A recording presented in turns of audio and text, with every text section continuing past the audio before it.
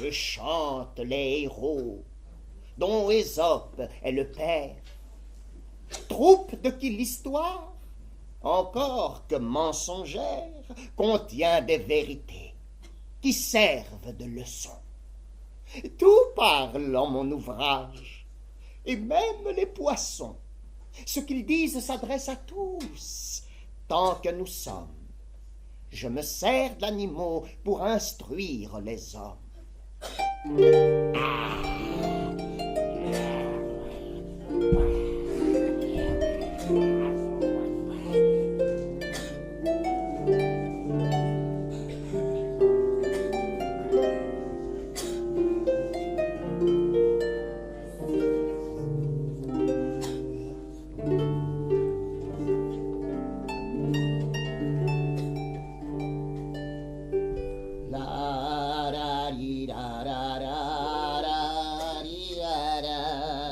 Francine!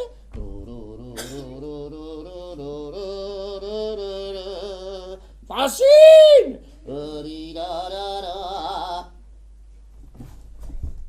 Francine? Oh là! Francine! Monsieur?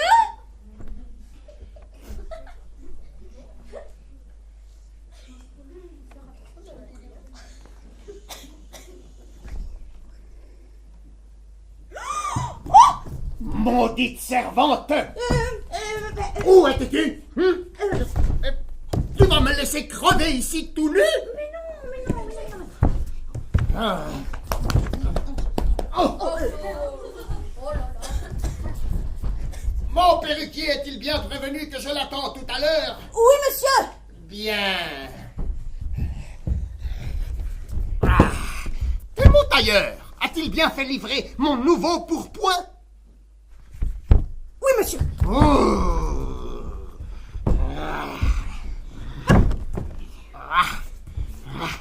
Bon.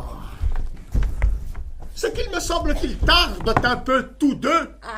Et que je ne serai point prêt ce soir chez Madame de la Fablière. Oh, monsieur, le jour n'est pas seulement levé, et il faudrait déjà que tout fût prêt pour ce soir. Tais-toi donc, coquine. Tu ne sais pas seulement ce qu'il faut de temps pour se préparer en une telle occasion.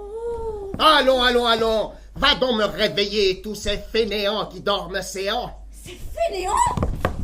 Et qu'on aille bon train dans ma maison. Rien ne sert de courir, il faut partir à point.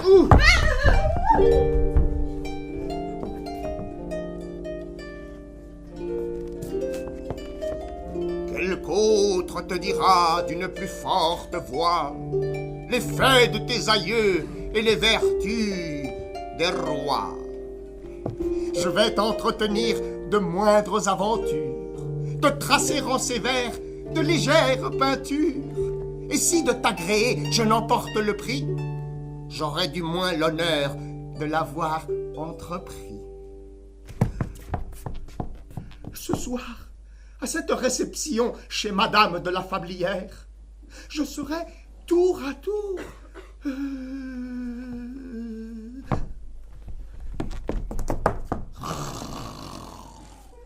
Lion.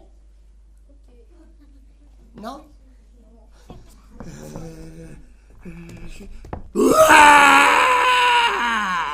Ours. Non. Je sais pas. Aigle. Âne. Singe.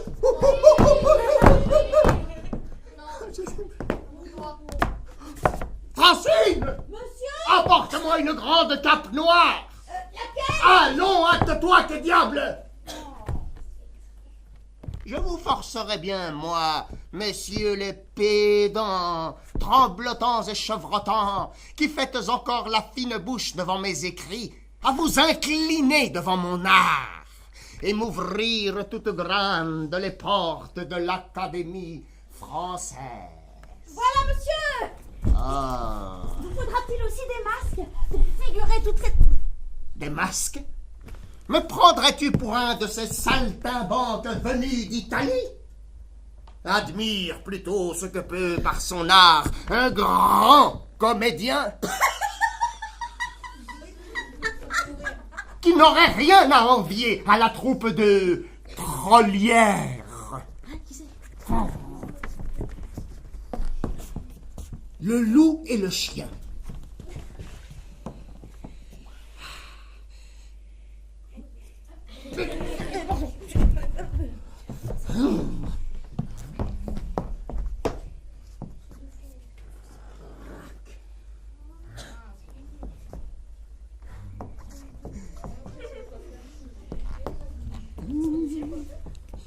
Un loup n'avait que les os et la peau, tant les chiens faisaient bonne garde.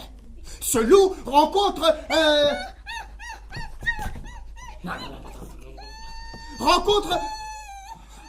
un dog aussi puissant que beau, gras et poli, qui s'était fourvoyé par mégarde. L'attaquer, le mettre en quartier. Sire Loup l'eût fait volontiers, mais il fallait livrer bataille, et le coquin était de taille à se défendre hardiment. Le loup donc l'aborde humblement, entre en propos, et lui fait compliment sur son embonpoint qu'il admire.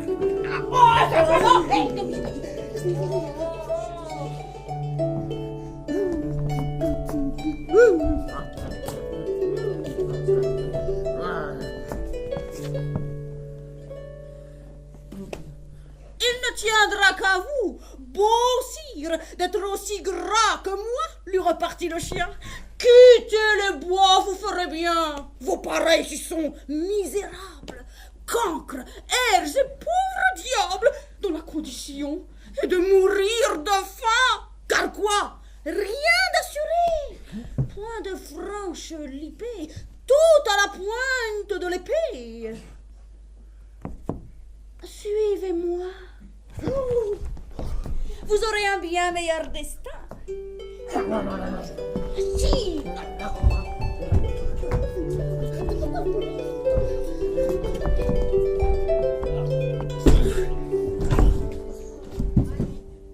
Le loup reprit. Que me faudra-t-il faire? Presque rien, dit le chien. Donnez la chasse aux gens portant bâtons et mendiants. Flattez ceux du logis à son maître complaire. Moyennant quoi, votre salaire sera force relief de toutes les façons. Eau de poulet, eau de pigeon, sans parler de maintes caresses. Le loup déjà se forge une félicité qui le fait pleurer de tendresse.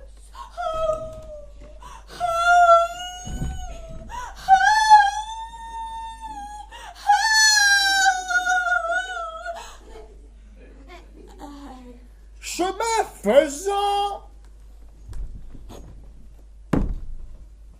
il vit le col du chien pelé. Qu'est-ce là? Lui dit-il. Rien. Et quoi, rien? Peu de choses. Mais encore.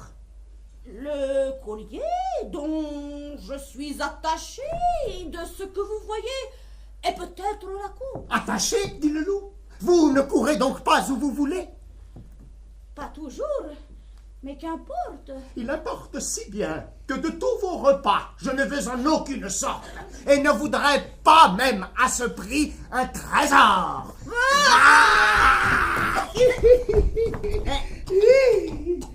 Cela dit, Maître Loup s'enfuit et court encore. Eh bien, Francine, qu'en dis-tu? Moi, monsieur? Je dis que tout cela est fort beau. Mais... Eh bien, quoi, mais... c'est que toutes ces belles paroles, à moi, qui n'ai point étudié, m'ont paru quelque peu étranges. Comment étrange?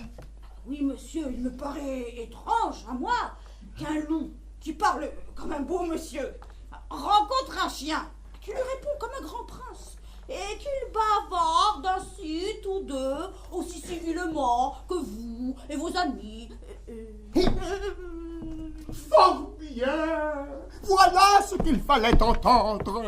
Je me sers d'animaux pour instruire les hommes. Le plus simple animal nous y tient lieu de maître.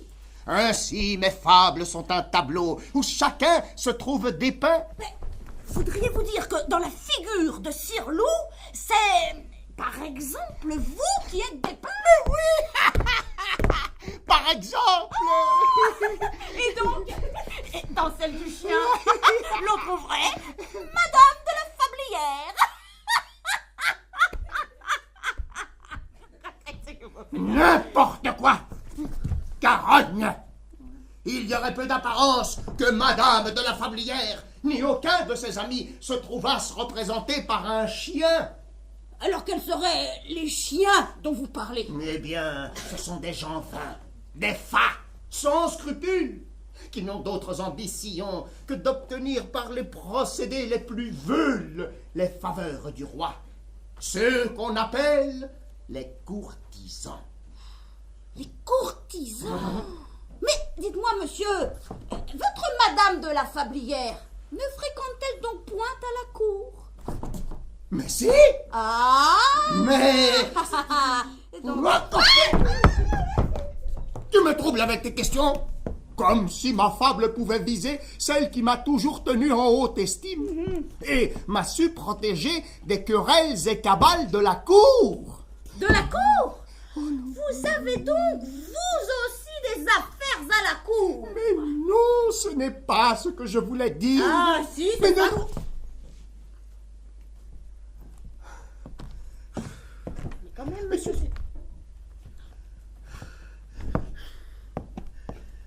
Mais tais-toi. Tu me troubles la cervelle avec tes impertinentes questions. Bon, point de loup et de chien ce soir.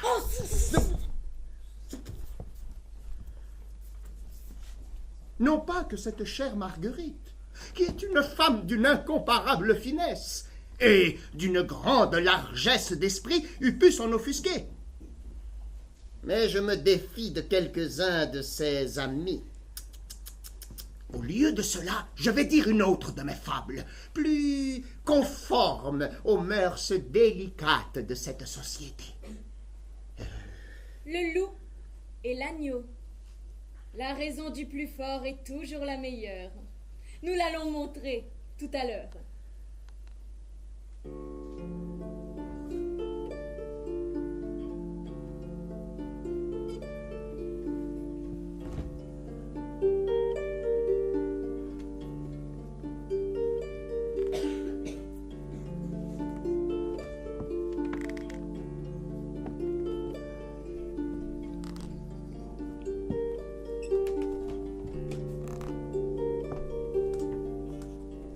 Un agneau se désaltérait dans le courant d'une onde pure.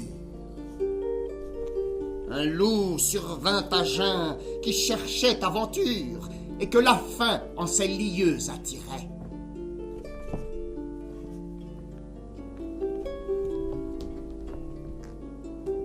Qui te rend si hardi de troubler mon breuvage? Dit cet animal plein de rage. Tu seras châtié de ta témérité. Sire, répond l'agneau, que votre majesté ne se mette point en colère, mais plutôt qu'elle considère que je me vas désaltérant dans le courant plus de 20 pas au-dessous d'elle, et que par conséquent, En aucune façon je ne puis troubler sa boisson. Tu la troubles. Repris cette bête cruelle, et je sais que de moi, tu médis l'an passé. Et comment l'aurais-je fait si je n'étais pas né? Reprit l'agneau. Je tête encore ma mère. Si ce n'est toi, c'est donc ton frère. Je n'en ai point. C'est donc quelqu'un des tiens, car vous ne m'épargnez guère. Vous, vos bergers et vos chiens. On me l'a dit, il faut que je me venge.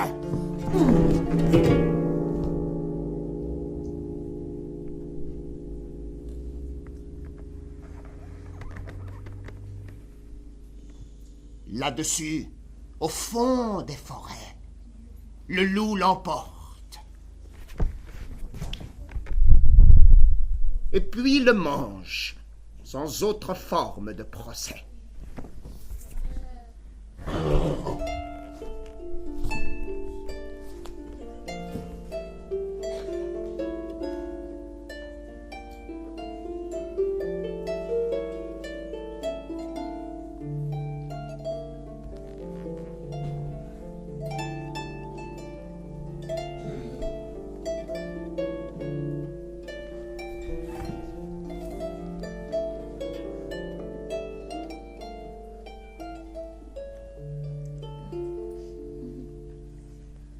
Ai-je bien fait le loup? Oui, monsieur. Et pourtant, je n'ai usé d'autre artifice que ce déguisement que voici. Point n'est besoin de grande machinerie, de somptueux costumes, et encore moins de décors mirobolants. Tout est dans l'art de bien déclamer. Ah, pour sûr, c'est bien dit. On s'y croirait. Oh ça, j'en connais plus d'un parmi mes amis qui eût pu parler comme fit l'agneau. Quant au loup... Eh bien quoi, quant au loup? Ah, monsieur, ainsi va le monde. Et s'il y a de pauvres agneaux sur terre, il faut bien qu'il y ait aussi quelques loups pour les croquer. N'est-il point vrai? Certes, certes, ainsi va le monde. Il est des agneaux, mais il est aussi des loups. Homo homini lupus. Hein? L'homme est un loup pour l'homme, disait le grand Plaute. Et les agneaux, alors? Eh bien quoi, les agneaux? Si l'homme est un loup pour l'homme, nous sommes donc tous loups et il n'y a point d'agneaux? Oh, mais dites-moi, voilà que Madame Francine se met à philosopher. Eh bien, chemin faisant, je m'en vais vous dire cette autre fable, où vous verrez justement qu'entre le loup et l'agneau, la partie n'est pas toujours jouée d'abord.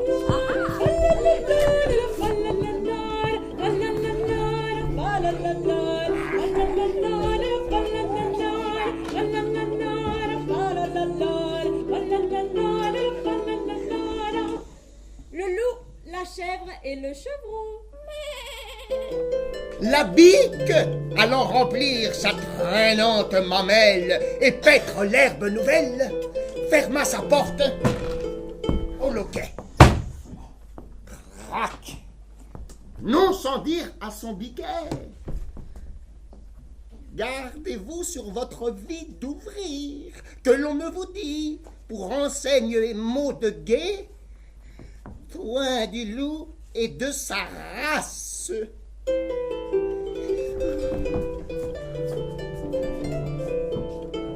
Comme elle disait ces mots, le loup, de fortune, passe. Il les recueille à propos et les garde dans sa mémoire.